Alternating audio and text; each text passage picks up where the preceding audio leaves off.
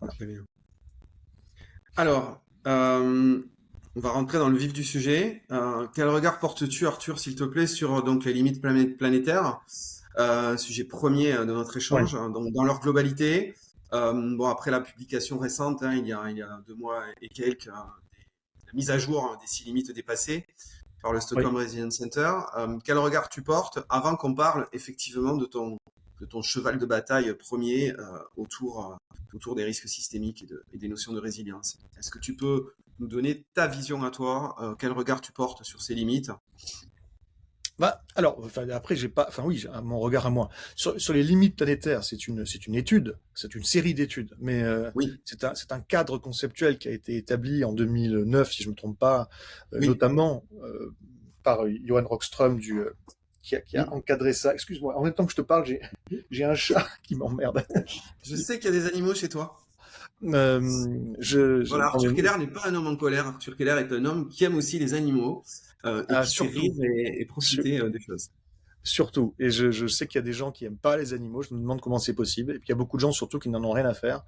Et je pense que c'est dommage. C'est ça qui est triste parce que c'est peut-être qu'ils n'ont jamais eu l'occasion de développer un lien affectif fort avec un animal. Je fais partie de ces gens je suis pas du tout anti-humain. Hein. Il faut surtout pas faire cette caricature-là. Ça n'a absolument rien à voir. Mais en même temps, effectivement, je valorise tout Mm. particulièrement, tout spécialement le lien qu'on peut avoir avec un non-humain. Je trouve que c'est Mm. quelque part encore plus fort Mm. qu'avec un humain. C'est encore, je me sens privilégié quand j'ai un lien privilégié, quand j'ai un lien privilégié avec un animal non humain. Donc les limites Les planétaires, limites c'est un planétaires. cadre Ton conceptuel et une série. regard, Après, je veux effectivement, dire, c'est qu'elles sont faut. parfois un peu critiquées, quoi. Voilà. Oui, mais tout est Je vais lire. critiquable. Tout est critiquable. Je veux dire, moi, la première chose que je critiquerais sur les limites planétaires, c'est le caractère peut-être excessivement anthropocentré, en fait, de cette étude. Justement, on parlait des animaux, tu vois, juste avant. C'est vrai. Enfin, des animaux non humains. Oui, c'est très anthropocentré. Les limites planétaires, c'est les limites pour l'habitabilité de la planète Terre pour l'humanité. C'est a safe operating space for mankind. Oh, voilà, c'est for mankind. Mais non, mais bon, ça n'a pas de sens de raisonner comme ça, parce que on n'est pas tout seul sur cette planète. Mais il y a plein de Mm. choses voilà, plein de petits détails que l'on pourrait critiquer, y compris dans la méthode, qui a évidemment ses limites. Il y a des conventions de calcul qui ont été mises en place, qui ont leurs limites. Pour autant, c'est quand même une excellente étude. Il faut juste pas lui faire dire ce qu'elle dit pas, c'est tout, comme toute étude. Il faut pas chercher à lui faire porter des messages qu'elle n'a pas été conçue pour porter. Donc, dans le cadre conceptuel spécifique des limites planétaires. Il y a plein de choses très intéressantes. Pour ceux qui ne connaissent pas, parce que bon, mais j'imagine quand même que la plupart connaîtront, surtout en podcast. Est-ce qu'il faut que j'explique Ah, le concept oui. Mm. Mm. Bon, ok. Vas-y. Oui, tu peux. Donc globalement, on s'intéresse au système Terre, qui est, pour schématiser, la zone sur la planète qui est en mesure d'accueillir de la vie. Donc ça n'inclut pas certains le noyau terrestre, Mm.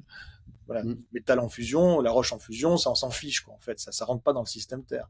C'est vraiment plutôt à l'extérieur sur les couches externes, les océans et ce qui se passe sur les continents et dans les couches basses de l'atmosphère.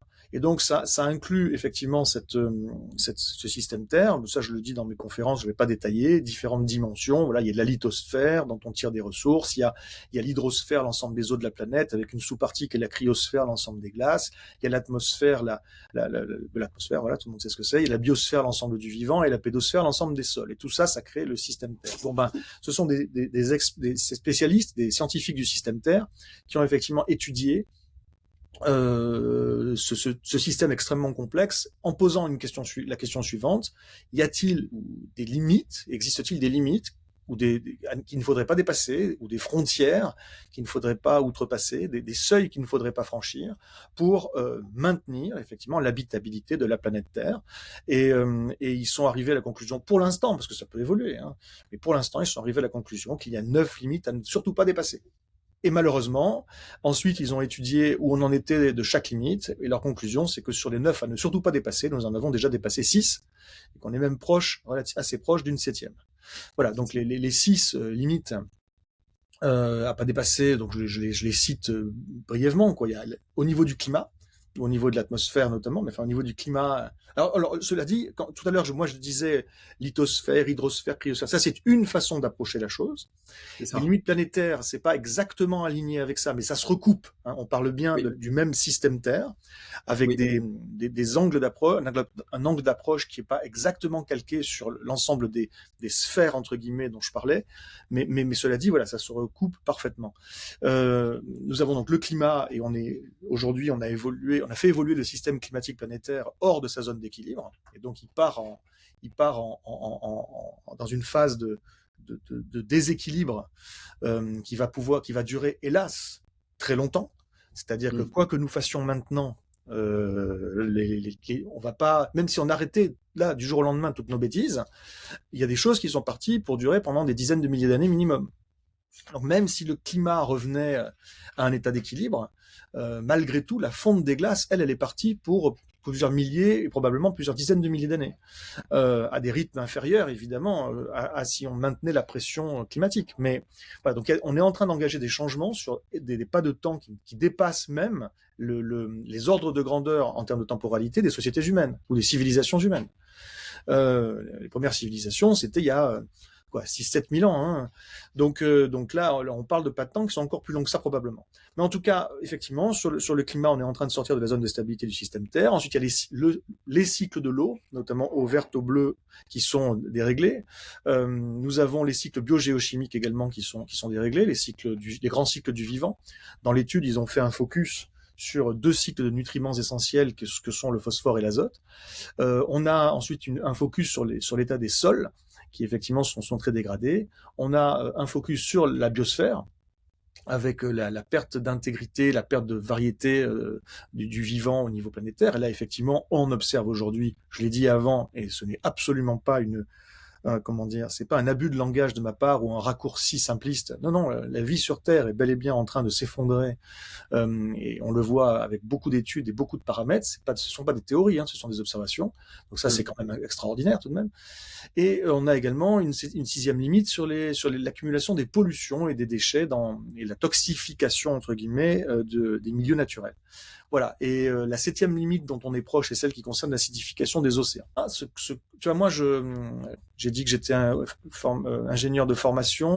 Donc moi, je disais tout à l'heure, effectivement, j'ai une formation d'ingénieur et j'ai une Mm. formation d'ingénieur à la base en astronautique. Donc j'ai un double diplôme et Mm. mon second diplôme, c'est en astronautique. Donc l'astronautique, vous regarderez ce que c'est pas tout à fait l'aérospatial, mais c'est une subtilité.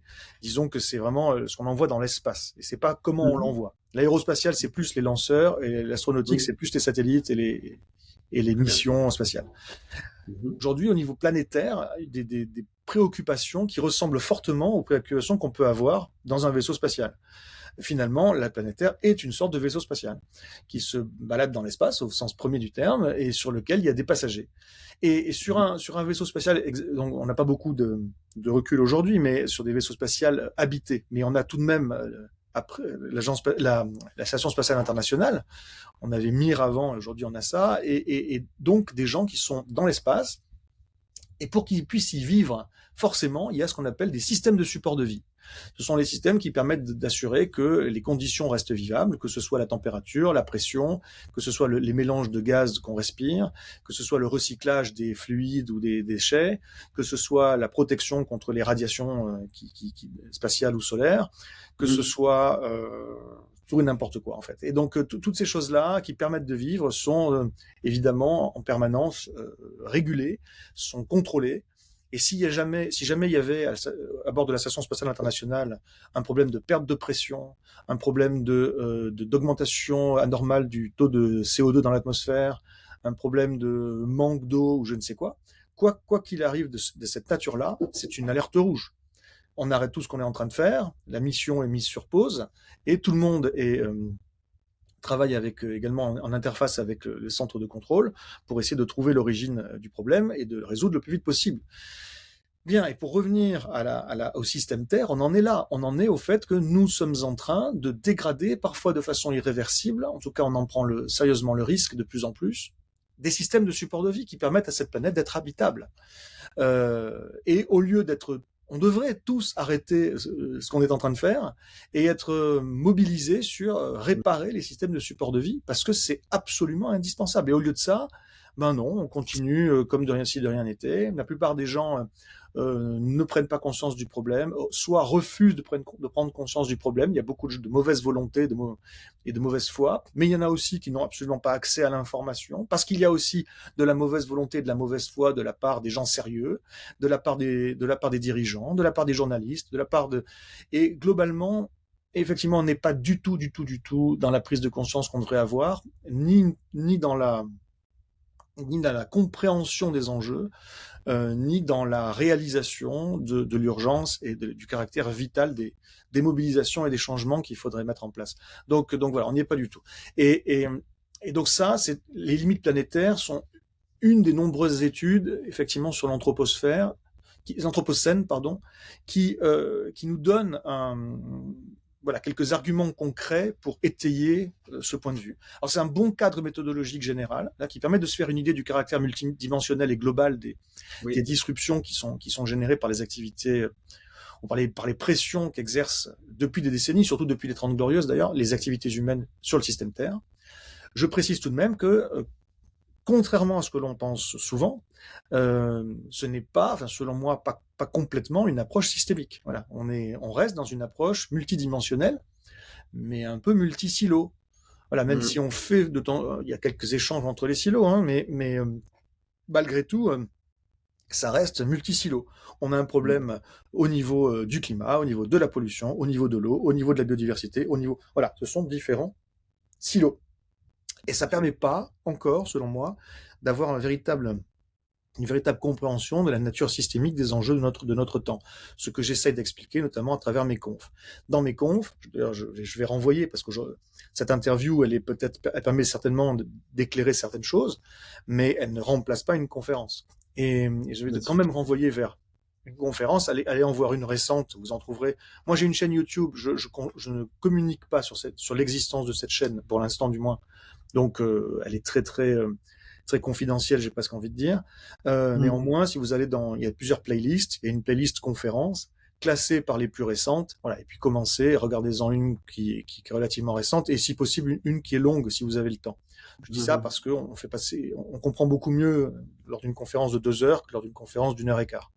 Voilà. Et donc, au final, dans mes conférences, au début, je fais une espèce d'état des lieux de ce qui se passe.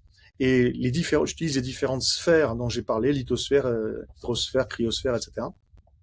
Et ensuite, je fais intervenir quelques autres études du système Terre, et notamment celle-ci, celle sur les limites planétaires. Et ensuite, juste après, je dis, voilà, maintenant qu'on a vu tout ça, est-ce que les enjeux sont clairs? Est-ce qu'on a bien compris les enjeux de notre temps? Et là, il y a 90% des auditoires qui font, oui, là, on a bien compris. Et juste après, je dis, non. Ben non, on n'a rien compris. Justement, on n'a encore rien compris. Et ce n'est qu'après les limites planétaires qu'intervient, selon moi, les briques conceptuelles qui manquent pour arriver à véritablement comprendre la nature systémique des enjeux. Voilà, je précise ça parce que beaucoup de gens pensent que limite planétaire égale systémique. Non, c'est pas vrai. C'est vraiment une étude très intéressante. C'est un concept que je trouve très utile pour comprendre les différentes dimensions de la dégradation. Et pour autant, ça ne suffit pas pour bien en saisir les causes et la nature intrinsèque. Voilà.